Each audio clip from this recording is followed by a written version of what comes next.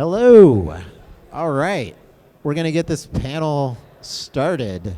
Let's introduce ourselves. I'm Clay Ewing. I'm an associate professor in the Department of Interactive Media, and I run Nerd Lab, which is a game studio, and we make social impact games.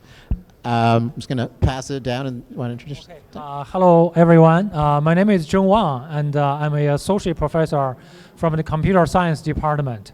And my research is to use computational resources like deep learning or AI, apply that on the biomedical problems like the 3D genome structure, protein structure and function prediction, and so on.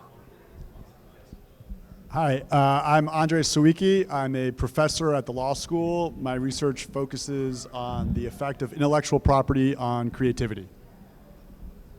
Hi, my name is Vanessa Aguiar-Pulido, and I'm an assistant professor in the Department of Computer Science, and my research focuses on two different aspects, trying to use AI to analyze genetic data in a non-traditional way, and the second part has to do with computer vision and trying to incorporate concepts of neuroscience into deep models. Hello everyone, my name is Mingjie Chen from Electrical and Computer Engineering Department. My research focuses on the fundamentals of machine learning and their applications for IoT systems, including virtual reality, digital twins, unmanned aerial vehicles, as well as some other networks, including vehicle networks. All right. I think I want to kick it off. So we're going to talk about AI because that's all anybody can talk about today, really. I just want to go down the line and what's the most wonderful thing right now? Let's start with wonderful. Be the optimist. What are you really excited about with AI? I go first. I'm going to use one example in my research. For example, in one of my research, we have the 3D structure of the DNA. After someone, for example, was diagnosed with cancer, first week, second week, third week, and then AI can predict the future time points, 3D structures of the DNA. Like I can predict the future after a few months, after 1 month, 3 months, 6 months. So what the 3D structure of the DNA gonna be? That is something, the future, we will not be able to find out in any wet lab. But AI will be able to predict. And if you know the structure in the future, that's gonna be very important for the survival rate, for example, for the patients. And also for us to understand how this disease progress. So without AI, there are many things that is not possible in today's biomedical field. So that's something I really feel is exciting. So I would say the thing I'm most excited about is the ability of generative AI to democratize access to forms of creative expression. So if we think about in the 1800s, what would it have taken to create a realistic image of the world? There are a very small handful of people who are able to do that kind of thing. With the introduction of photography, that skill ended up in the hands of a much wider range of people. And one of the things that generative AI promises to be able to do is a similar sort of thing across a wide range of artistic forms. So creating images, creating video, creating songs, manipulating text, all of these forms of creative expression are going to be increasingly available to a wider range of people, and I'm really excited to see what people make out of it. So for me, I think I would like to mention two different examples. One of them is I analyze data from what we call trios, where you have the parents and the child. The child has some sort of disorder. And so the interesting thing is that with AI, you could predict by looking at the parents whether the child is gonna have a disease or what the risk of having a disease passed along is.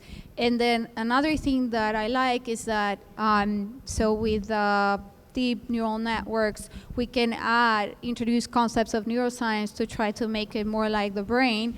And so then we can try and study like interactions between different cell types. And then, you can then generate hypotheses that can be tested at the lab and then vice versa. And that will help us understand better how the brain works. Yeah, from my side, actually, we use both AI or deep neural networks for control, decision making, and also predictions. For the predictions, actually, we traditionally we use such as GPS system. We use 3 satellites to localize a vehicle. But in big cities such as New York, we have many big buildings. Then the signals may be blocked by the big buildings. In this case, actually, we are trying to use machine learning or deep learning, try to calculate how these big buildings affect the signal transmission, so as to improve the GPS localization predictions. Right. That's one application. Another thing is that we try to use some deep reinforced learning for system control and decision making. One example here is about the autonomous vehicle, right? So we try to use machine learning methods, try to enable the vehicle to drive as humans. So that's not can be done by other methods, right? We let the vehicle to learn how to identify the environment and how to make the decision for the vehicles so as to drive us safely. Wow. So pretty fascinating and like really like awesome stuff is possible. So let's just like switch over to the dark side. Like what absolutely terrifies you about AI? Before I talk about something terrifying me, I have another thing that is something good. Oh, good. For example, okay, my graduate students are also here. We need to write scientific publications. Now, our focus is the algorithm. So writing is not something like in the English department. We don't care about like you make it very advanced in writing, but we just need like grammar correctly for the paper. But what happened is like whenever my graduate student give me a manuscript, before ChatGPT was invented, a lot of grammar mistakes, and I need to explain the English. So sometimes I feel I'm an English teacher instead of a computer science professor. But with AI, with ChatGPT, you just ask the student to run through ChatGPT, and the grammarly perfect. So that saves a lot of time and very easy for people to learn. And because of that, that's also creates some problems. Like besides doing research, a part of my job is to teach a class in computer science. In computer science, we are the people supposed to develop something like ChatGPT. But when I was teaching these programming classes, in which the students need to write computer programs, Java program, to solve some problems. That's their homework. Before we have ChatGPT, okay, everybody do it by themselves. Recently, I noticed that people just use ChatGPT, blah, blah, blah. This is my task. Could you please generate some Java code that can do blah, blah, blah, blah. 1 second, 3 seconds, the program is there. The student just submit it as their homework. And I have a very good relationship with my student. I asked one of them, hey, is this something you wrote? The student was very honest to me. I said, this time, actually it's not. I use ChatGPT. I told him that I can tell, but I can feel that this is like more and more student is using that to generate computer programs. Even though I keep telling them we are the people supposed to develop something like ChatGPT. So that's something making me worried. Same. So I would say there are 2 things that I'm really worried about. The first is that it's already difficult enough for people engaged in the arts to earn a living wage, as the cost of producing, again, images, videos, songs, whatever goes down and gets in the hands of more people. I think it's going to be even more difficult, right, to earn a reasonable living engaged in these kinds of fields. And so we have a system, right, of intellectual property that is designed to ensure that people can reap the rewards of their creative efforts. And these technologies are putting serious pressure on that legal system. So I'm worried about the ability of the legal system to adjust to these new realities.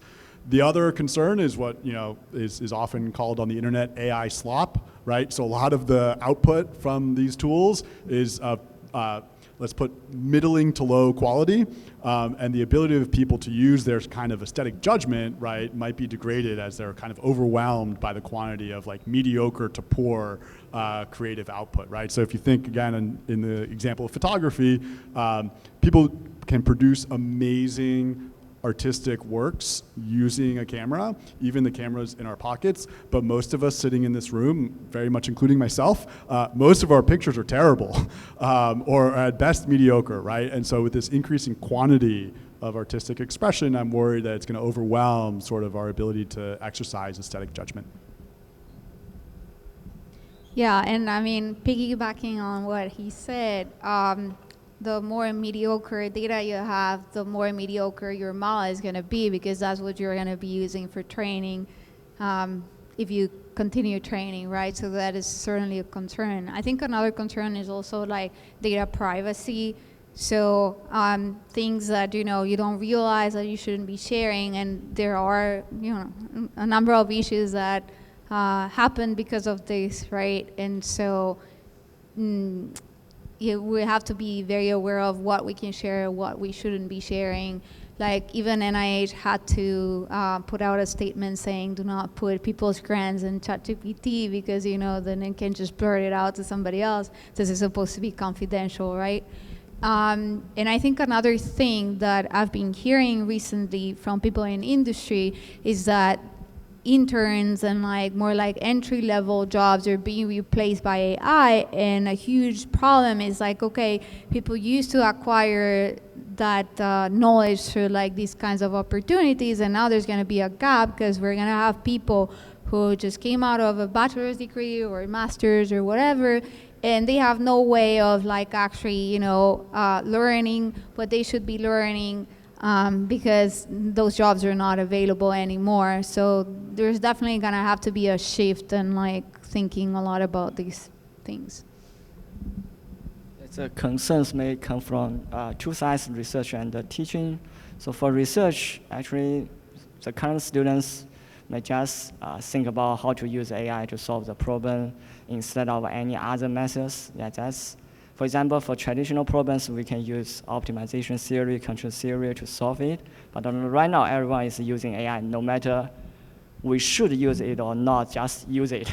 So that's the first concern, because they just focus more on the AI instead of traditional simple methods to solve problems.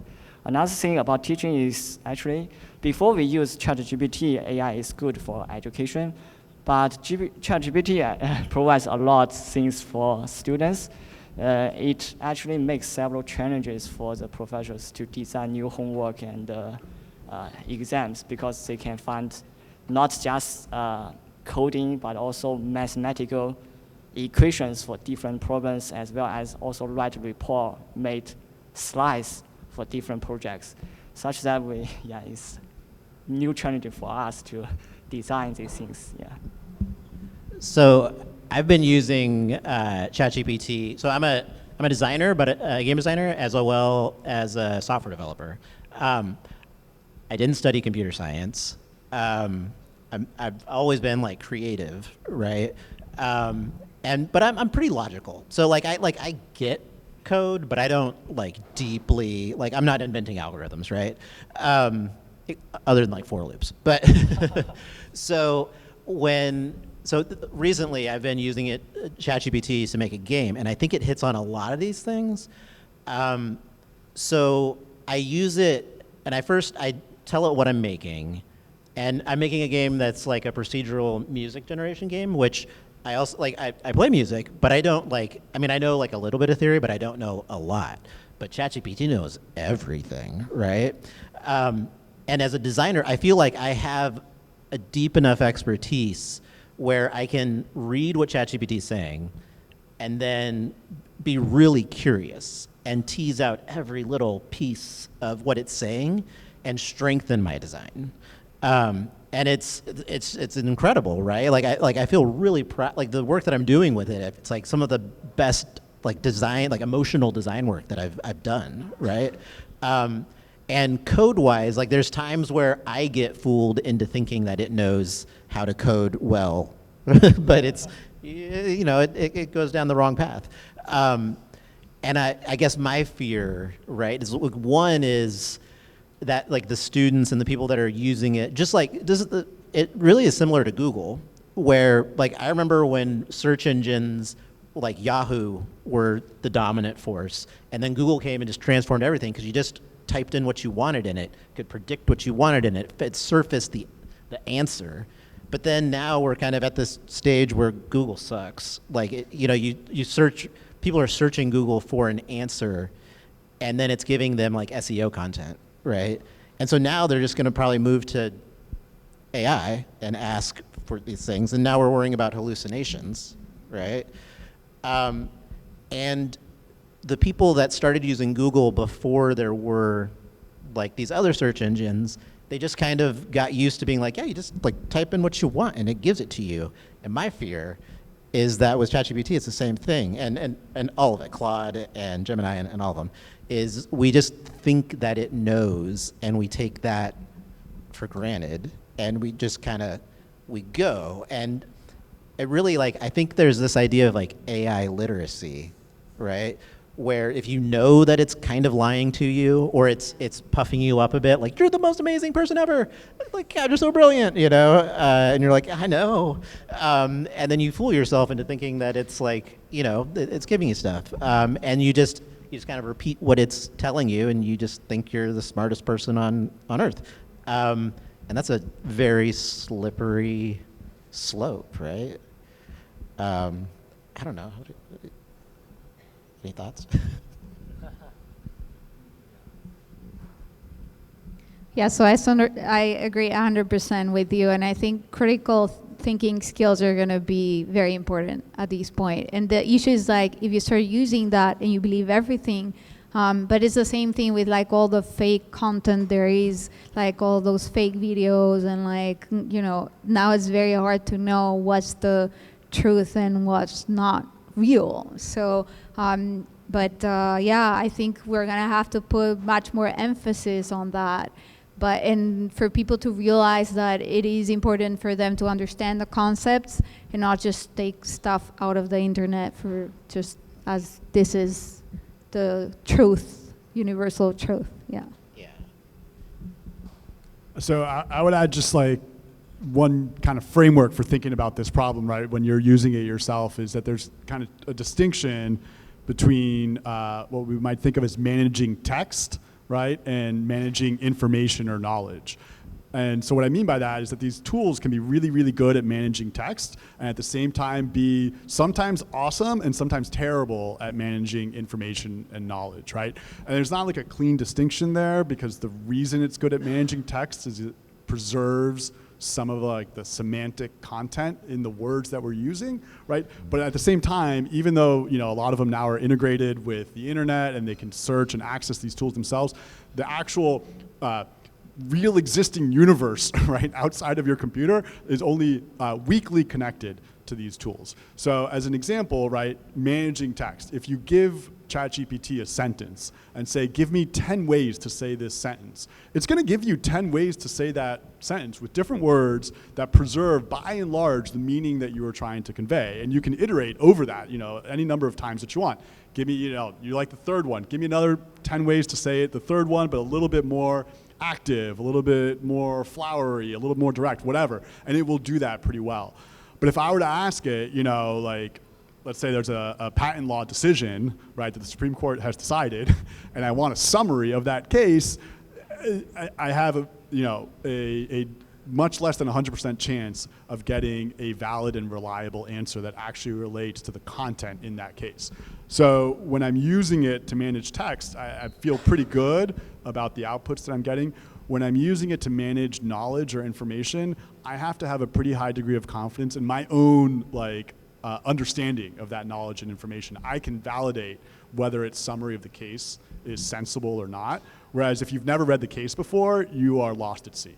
And that's, I think, where people can sometimes get into trouble. In particular, when we're using this in educational context, right, for learning, that distinction between managing text and managing knowledge and information is a hard one to manage, but it's important to keep in mind. I actually tested all of them out on on like some medical stuff. So I'm like, okay, does this drug interact with this other drug? And then it would tell me no. And then I'm like, well, doesn't these have like this component that actually can interact with this other component of the other drug? And then it was like, oh yes, you're right. So I think, it's dangerous to an extent that it's as easy as going to drugs.com and seeing there the interaction and why they interact. But then, if people really believe that and are using it in that way, then it could even become dangerous to that extent. So how is your teaching changing when you think about AI in the classroom?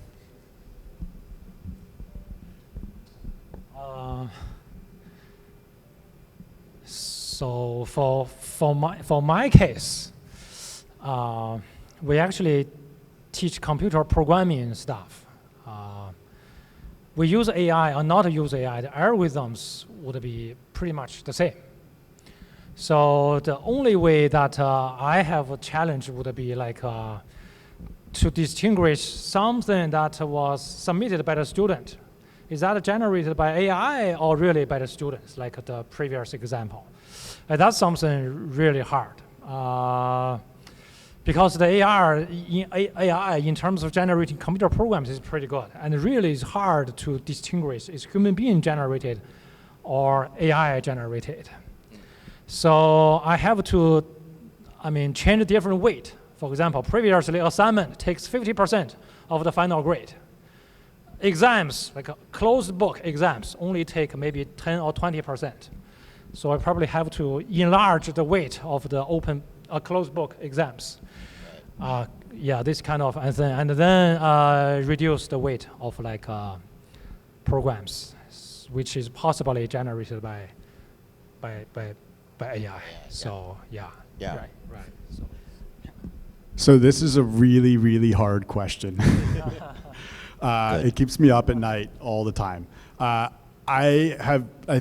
framework that I use, there's sort of three different questions actually embedded in this. So one is, what are the things that we want our students to learn?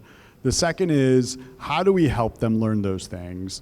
And the third is, how do we assess whether they are learning them, right? So on the first one, there's no good answer, okay? So in my own field, I'm at the law school, right? So my entering class, so this fall I'll have, 50 students, and I'm gonna teach them property law, okay?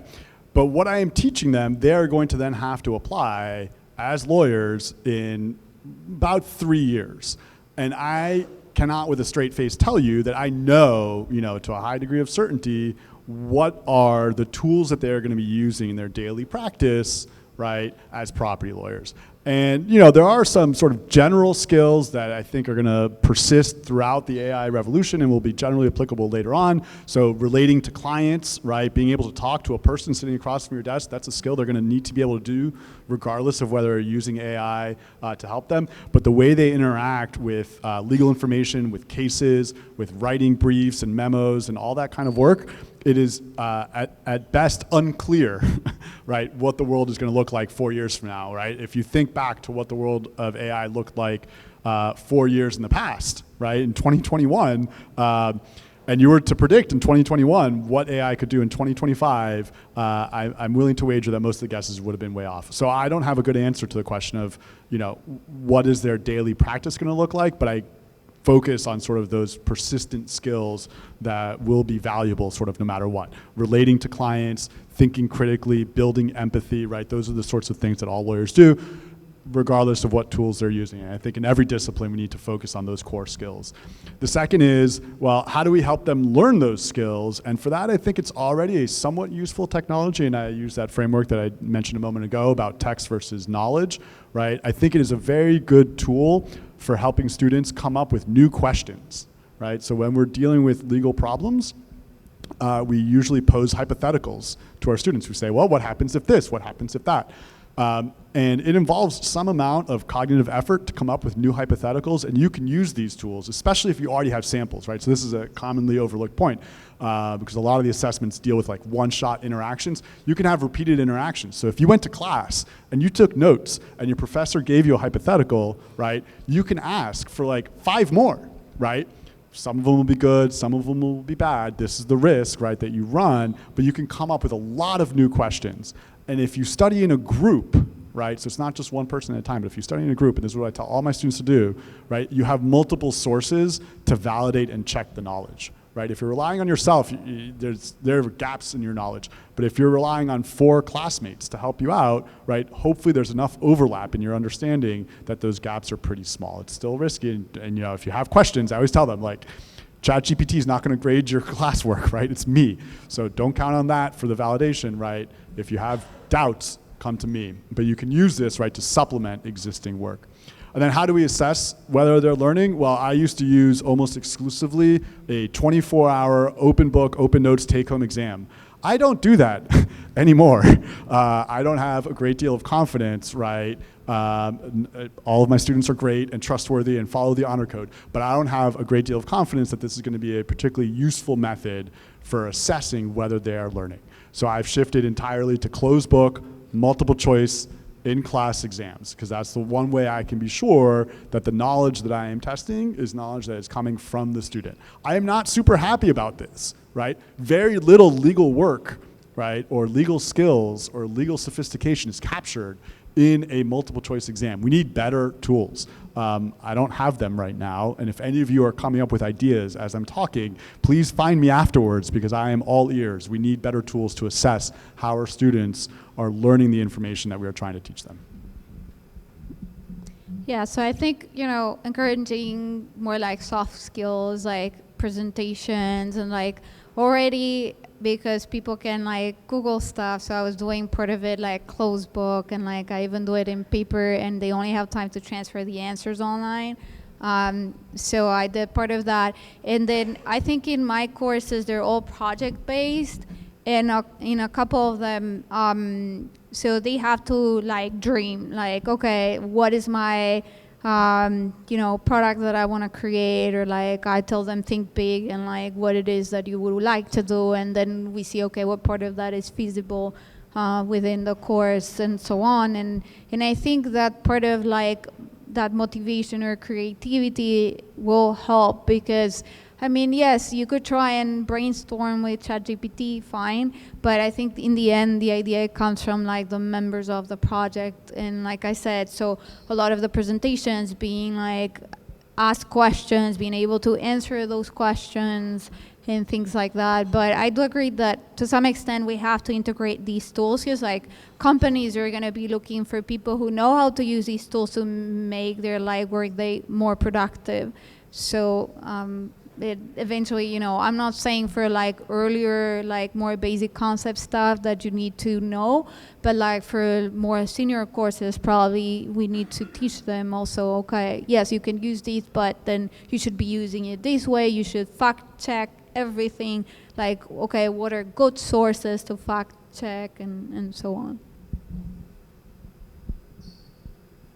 I think the functions of ChatGPT may be different for different classes. So in my case, I teach one communication system, another one is neural network. For neural network, ChatGPT actually may be harmful for us, because I need the students to design neural networks. Then they can design it using ChatGPT. So it will be harmful for the students, such that I need to find new methods to teach this course. However, for other one, for the communication system, I need the students to use machine learning to do some application to do some homework related to communication systems. Then the ChatGPT will be very useful, because some students may not learn Python or neural networks, such that they can just use ChatGPT to find a model for our project. Then it depends on what's the teaching content for the students. But from the professional side, we are ChatGPT is very helpful, because we can use it to prepare many materials for the class, and also coding example. Right now, we just use ChatGPT to generate different example for the students and teach them for different purpose. Yeah, so I think for me, it boils, there's like this curiosity, and I think curiosity is like one of the tenets of creativity, right? Like if you're creative, you're curious. And I think it goes back to like that very human thing, which is imagination, which Maddie was talking about, right? And I think, like when I think of like generative AI and I think of like image generation, for example, like the game industry, people talk about, oh my God, like it's coming for like the voice actors, it's coming for character designers, it's coming for all these people. But like maybe voice actors if they go that way because you can train those things. But for art, even though DALL-E and all of the image generations, they can make amazing art, it's still trained on human imagination. And it can't do what a human can do, which is imagine even more in something different.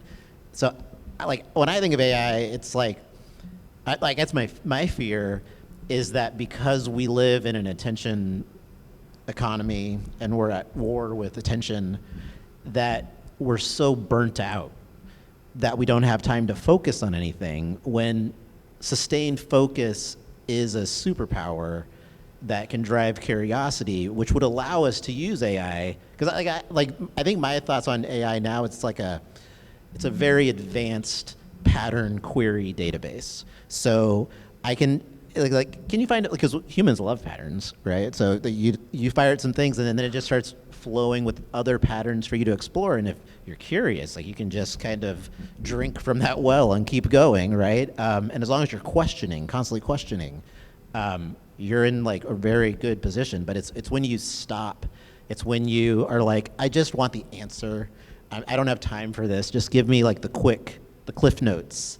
That's the dangerous path especially with teaching, right? Like where you want to jump in, like it's like, no, like I don't want you just to give me the answer. I want you to tell me how you got the answer. It's like the mathematical proof, right? Like show me how you got there. That's what's important to me, and what I don't know how exactly we're gonna teach that.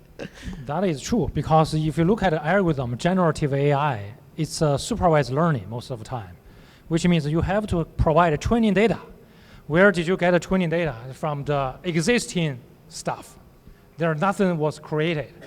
It's just a better summarization or put integration, basically. Mm-hmm. So I just back up what you said. Yeah. It's hard to jump out of this training data. At least at this moment, we cannot do that. No. Technically speaking, I have students here mostly, you need the training data, and it's really hard to jump out of the training data. So. Yeah, for sure. So a possible counterpoint, I think, up until now, right, I think this is a pretty accurate characterization of the kinds of outputs that we're getting from these tools. That being said, right, the history of creativity shows that there are very often major breakthroughs that happen as a result of combining existing ideas, right, across different domains, right? So, to the extent that we want generative AI tools to produce something meaningfully new, right? The limitation on that is not the fact that they're drawing from existing stuff. Like that's what we all do, right? When we're being creative, we are drawing from our existing base of knowledge and coming up with new combinations, new iterations based on what we already know. And I think it's possible, at least to imagine, that generative AI tools will be able to combine different knowledge bases, right, or different sort of existing artifacts in ways that are difficult for humans to do, right? So each of us is somewhat constrained by our domain. So I know patent law really, really well. I know copyright law pretty well. I know trademark law sort of okay. And I defer to Michael on the administrative law and constitutional law issues. But when it comes to designing games, I know nothing, right? That being said, if I can go from knowing a lot about patent law and not getting clay, but getting 10% clay knowledge of game design, maybe I could do something really cool, right? Combining that, again, if ChatGPT gives me 10% of Clay's game design knowledge, and I can combine that with my deep knowledge of patent law, something new could come out of that, right? So it doesn't remove the human element entirely, and I think expertise is still going to be an important complement to good use of these tools, but I'm a little more bullish on the possibility of creativity really surging through these. Yeah, it's a new world. So I mentioned it's a procedural music generation game, right? So I don't know if anybody here is a musician that has some theoretical chops, right? But like I guess there's a school of thought where it's like, oh, if I know the theory, then I can make a song out of that, right? Like the 1-4-5 kind of thing, where it's like, oh yeah, that's a pop song, like that's gonna be happy, that's great. Like, and I know that, but I don't like know that, right? But there's things that I can feel, and I think I think when it comes to creativity, a lot of people are in this camp where it's like, no, I know that feels right. And so I've described things to ChatGPT, and then it's like, oh, you mean like this? And I'm like, yeah, like that, you know? And it's like, oh, okay. And then it's like, build on top of that and build on top of that. And the next thing I know, I have like these utility classes that let me transform music in a myriad of ways that I could never have done before. And because I'm not like that classically trained musician, I'm not bound in my whole of expertise where like I'm not afraid to ask a stupid question, right? And like, it's just my curiosity that's kind of pushing this thing and rolling it into something that's greater than the sum of its parts. Yeah, I think it's gonna be like a collaboration where like humans maybe take a more like supervisory role, and you see ChatGPT as your intern or whatever. And Yeah. I think that's where probably we'll be getting. There is like speaking of generative like image generation with ChatGPT, where it's like, oh, you want to like I can mock that up for you, right? And there's been times where it mocks something up, and I'm like, oh, that is so wrong, like because it's like what's in your head, so you're trying to explain it and you're trying to get there. But sometimes it's kind of like a beautiful accident too, where it shows you something and you're like, well, I wasn't thinking about that, but actually that's kind of cool, but like not how you described it, not how I described it, but somewhere in between, and that's where I want to kind of explore. Well. Sometimes it may provide some guidelines or feedback to your thinking. For example, it provides maybe a bad figure, then you know what you don't want. Yeah, just know you don't want this one, or which one you may like, such that you can get some information from the ChatGPT. Yeah, I'm trying to train myself, I should say, to like not just blindly accept like the answer and push back as much as possible. It's like code is an easy one where you're like, hey, like I need a function to do this, and then be like, no, wait, why? And hold on, before you start just spitting out the code, let's like go back and like let's look at the other stuff and let's integrate this, and okay, like come on, like think a little bit more, right?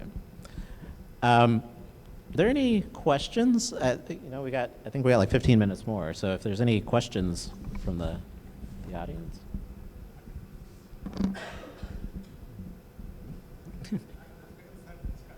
Yeah.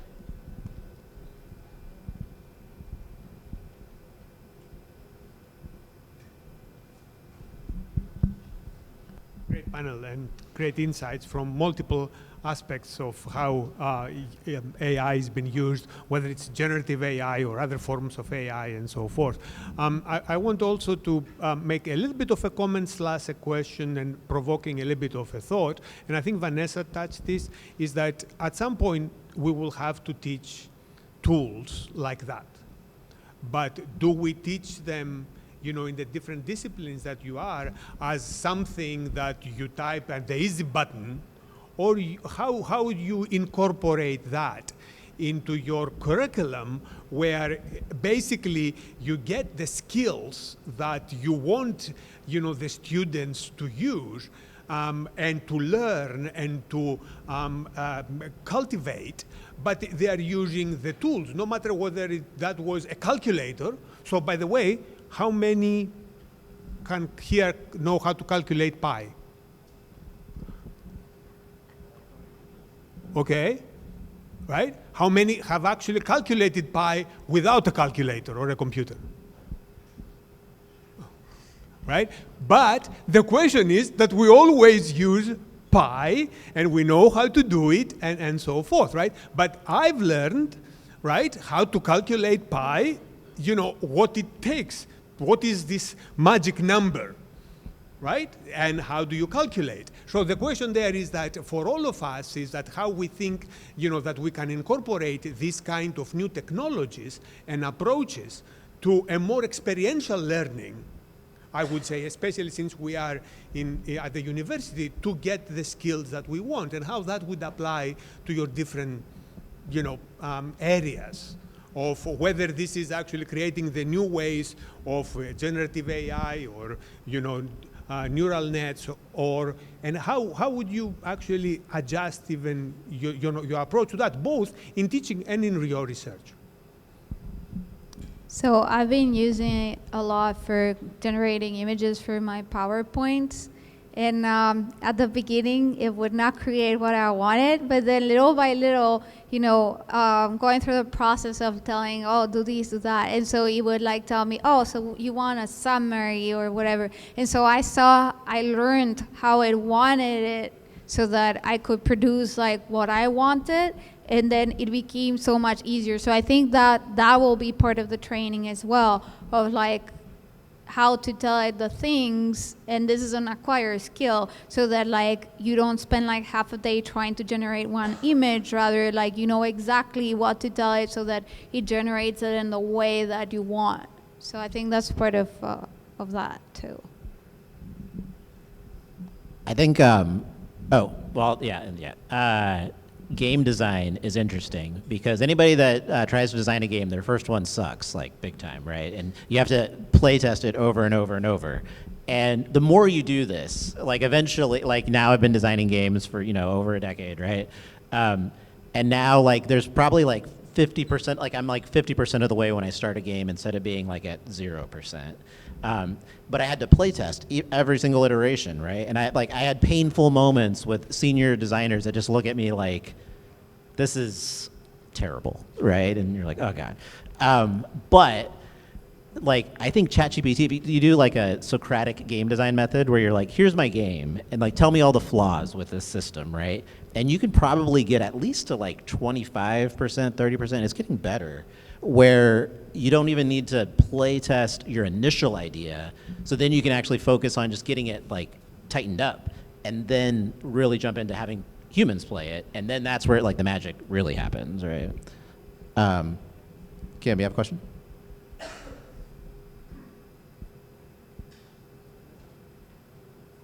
we can't hear. It's not on.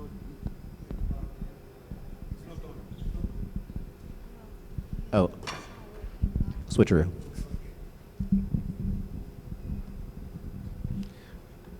So Vanessa brought up a good point about the disappearing entry-level jobs and how AI is going to affect that. How should universities prepare students for that, and how can we fill that gap as a university? It's a great question. So I don't have an answer, but I do want to reinforce the importance of this question, right? So a quick anecdote, there was a law firm partner who was telling the story of how he received an email, right, from the firm's management saying that they were going to prohibit use of AI, right, in their practice.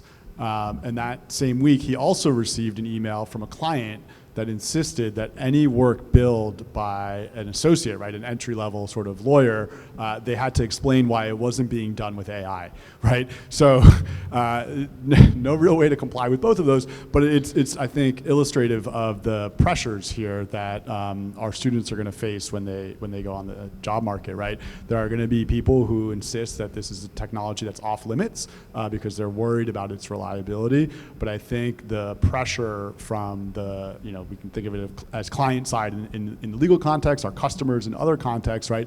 Because it offers such potential cost savings that they're going to be demanding it. And so what I, tell my students, going back to the question that Nick asked earlier, is to use it as often as possible. It's a technology that, one of the mental models is that it has a jagged frontier, right? So it does something super, super well, like way above human capacity, and other tasks like worse than a toddler, right? And it's very hard to predict or have a framework or a model or a set of rules about which tasks it's going to perform at which level.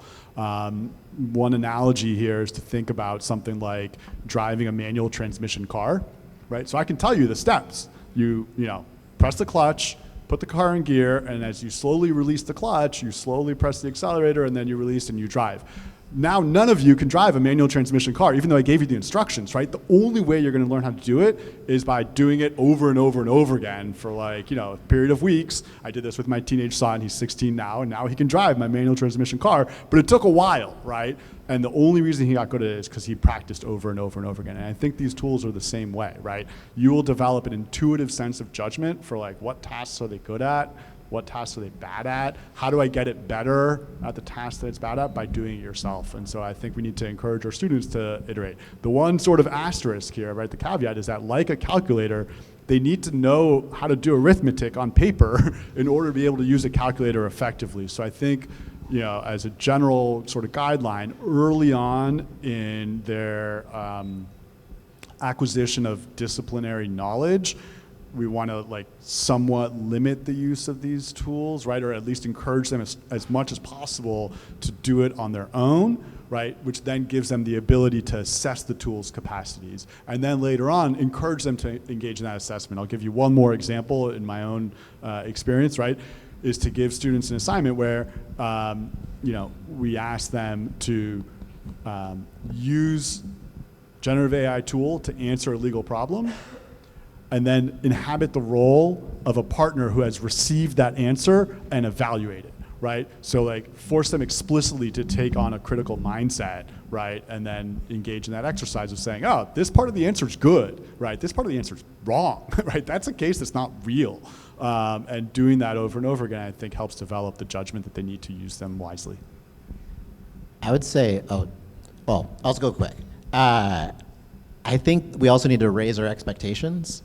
Because so in grad school, when we were doing like interaction design work, it was like, oh, I'm going to show you a flow of this. I'm going to use Adobe Illustrator, and I'm going to make every piece of this app, right? Today, our grad students use Figma, and it's like, oh, easy. Like you make an app. It's so quick, right? And it's like, well, where was all, like you didn't even have time to think about it. And so you just move so fast with Figma. Now with AI, you go even faster. And so the level of what we expect has to rise, where it's like, no, I can make that with AI. You can make that with AI. If you can't show me that you can make something with AI that that doesn't impress me, then we just have to raise expectations. I think at some point there's gonna have to be like a talk with industry where we partner with them to try and have some sort of courses that will be helpful in terms of how to do that transition. That's my personal opinion. Like apprenticeships.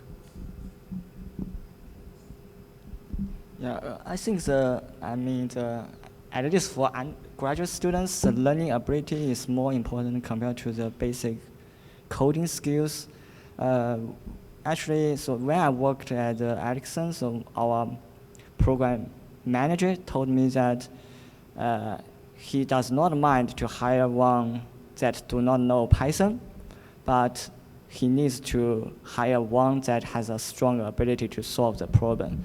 Because the company can help the new staff to learn the platform coding methods. That's easy to teach the new staff. However, they cannot teach new staff to solve the problem. So I think the learning ability is more important compared to the basic coding skills. Yeah. I would plug game development for coding skills because there's you can create so many systems on top of systems, which if you code a game in Unity, you could have 100 scripts that are all interacting with each other, right?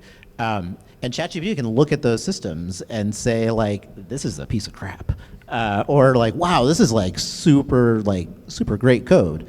And it can also say, hey, here's how you need to fix your code, right? And to be able to work within that and actually tighten it up and do that, that's a skill, and that's a 21st century kind of skill, right? Being able to take feedback and act upon the information that you're given.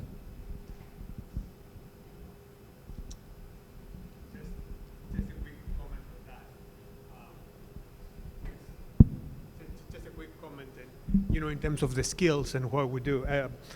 And it's a little bit of an anecdote. In a past life, many years ago, we used to interview students, computer science students, for their first job. So I was working in industry and so forth. And this is where it talks a little bit about, what you are also talking about, raising expectations, but also having something that it is a little bit more problem solving than just. And we were giving them a simple exercise that we need to do. They need to write a program in C, right, where they take a couple of files, they do some very small manipulations of those files, and they create an output, right? And then we were telling them, write the program, compile it. So write the script, compile it, and run it. Do you know how many of those, it was a long time ago, how many of the students that we were interviewing, we did this a lot over the period of several years, computer science students from a very well-respected program. I'm not going to say where it is, but it was one of the ones that, in the top 10 in the country. Do you know how many of those passed this little exam? Half. 95% of them failed. 50%, most of them wrote the program, no problem.